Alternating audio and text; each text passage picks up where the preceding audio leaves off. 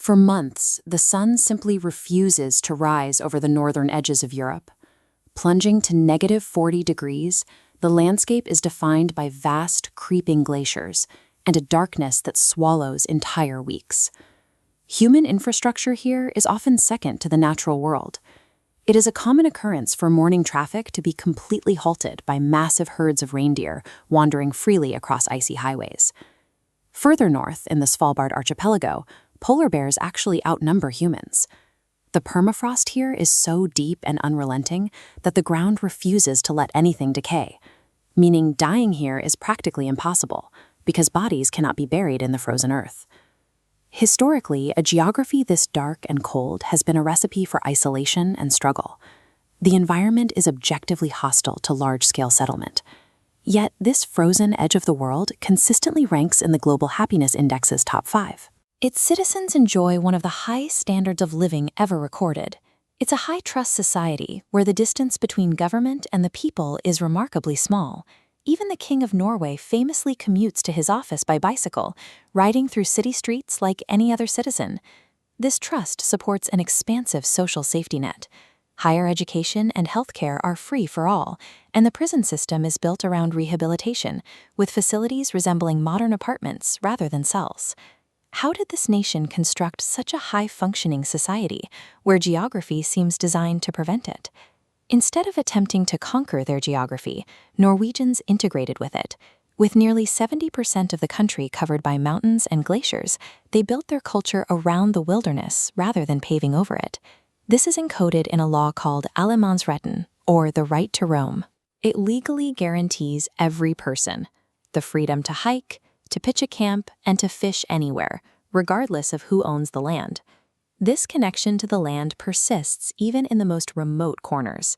In the Arctic summer, when the sun never sets, locals gather on rocky islands surrounded by icy fjords to play football matches at midnight. Norway's stability doesn't come from defeating the cold or the dark. It comes from a cultural philosophy of deep, functional adaptation to nature's most difficult traits. That same geography provided their first economic advantages. The deep, steep-walled fjords were not just beautiful, they created ideal conditions for fishing and massive-scale hydroelectric power. Then came the turning point. In the 1960s, massive reserves of oil and gas were discovered deep beneath the dangerous, storm-lashed waters of the North Sea. This chart shows the result. For a small population of 5.5 million, this influx of export revenue sent their GDP per capita skyrocketing, quickly outpacing the European average. But resource wealth is historically a trap. In most nations, a sudden discovery of oil leads to corruption, inflation, and economic instability. Norway avoided this by refusing to spend the majority of the money. Instead, the government diverted the oil revenues into a massive global investment pool. This is the Government Pension Fund Global. It converts finite oil into a diverse financial portfolio, owning small stakes in thousands of global companies to ensure the wealth isn't tied to a single commodity. A strict fiscal rule prevents the government from touching the principal. They are only allowed to use the interest generated by these investments to fund public services.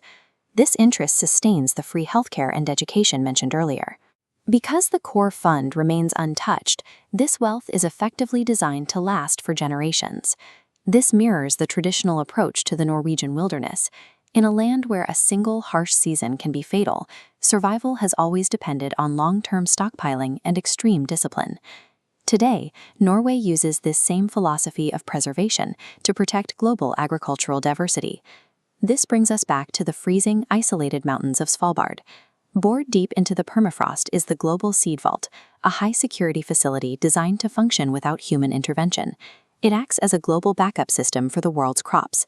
It stores millions of seeds from nearly every country on Earth to ensure that if a local agricultural system fails, the genetic diversity of our food supply remains intact. The facility relies on the environment's hostility. The sub-zero permafrost keeps the seeds preserved even if the power fails, using the very cold that makes the islands uninhabitable to ensure long-term stability. Norway demonstrates that the same environmental extremes that once threatened survival can be harnessed. By respecting the limits of nature and planning for the long term, they have built a society that doesn't just endure the edge of the world, it thrives there.